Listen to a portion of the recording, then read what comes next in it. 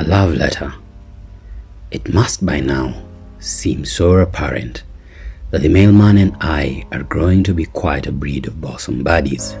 I mean, if I have to trust him to deliver each and every mail I write to you, unaltered or even untampered with, then I believe that sure qualifies him as my friend. A build of trust it is, if you ask me. Yet such is the trust that reflects each relationship upon the walk and hands thread of life. Love and affection, not excluded even in the bed. With his faith and trust thus, do I believe that you got the time and space to give my previous mail its due attention, for if not, I would be forced to let the mailman pass me by without picking this letter to you today. Such a grim face this would give to him, and sorrow within my bones, as I have almost become accustomed to his jolly whistle as he walks away with a spring in his gait and jovially slides their envelope into his backpack.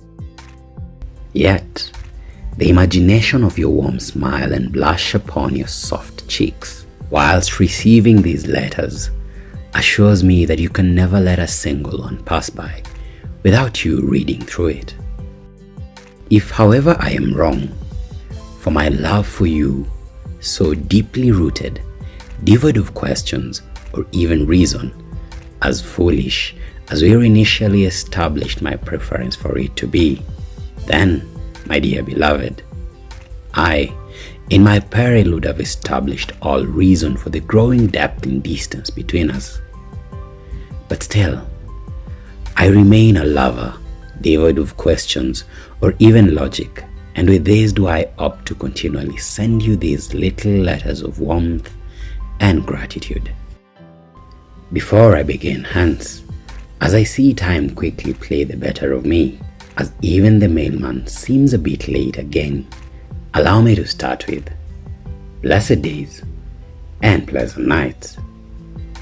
It is still blessed, because for the fourth consecutive time running have I gotten both time and space in the rush that is life away from you to write you this. And in these moments have I learned to look at the beauty of life through the eyes of a complete stranger. See, for example, as the crescent, alongside its starry bright companion above it, rise on the western horizon today, does it all remind me that ever since you went away, I have learned to look above the dark night setting in and find beauty and calm in the one providence that has been gifted to us all along.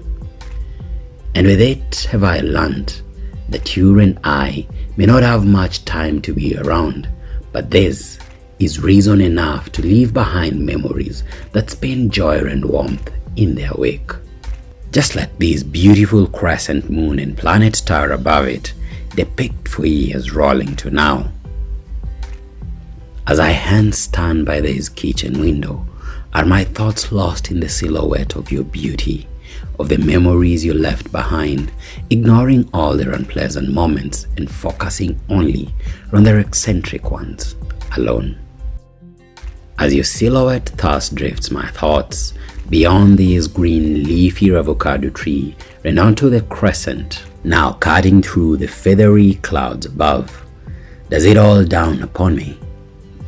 Looking at its incomplete shape, do I realize that love for us was never really about how much we had, but more of how much we were willing to give. Now this reason is based on the fact that however little the light that has through the day fallen upon the crescent, still it has magnified that same little light to fill my heart, and I believe the hearts of many other like-minded individuals across the face of the earth tonight, with nothing but blissful crescenty beauty, all this while expecting nothing in return. As many, however, may look at love as a give and take, your absence through the wake of this lunar night avails unto me a totally different truth. What if, for example, you was never in a position to give? Would I back out as there remains nothing to take in return? And when the tables turned and favor removed with it, and I was not able to give, what would be the consequence of this, my dear beloved? Now with these build of thoughts upon same, and even as the light of the glistening crescent above waxes, am I reminded of the curiosity I left you in previously, of whether I love you or not. This, I guess, hence, stands a question answered without any words to it. For what is true love if it stands only spoken in words but absent in action? The cloud cover above seems heightened, and so is the strain of my eyes upon the lines of this paper with a dimming light above. So even as my doorbell rings, a sure sign that my friend the mailman is here, must I leave this piece unfinished with a burning question to it.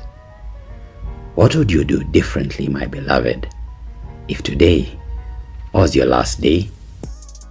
Now until I get to send the next mail your way, I pray that your alluring smile lights up the sky from whence you are, to give light upon the lines of my pages, even as I jot the next lines of love to you. But until then, stay blessed and stay safe. It's your dear beloved paper, the Sketches of Life.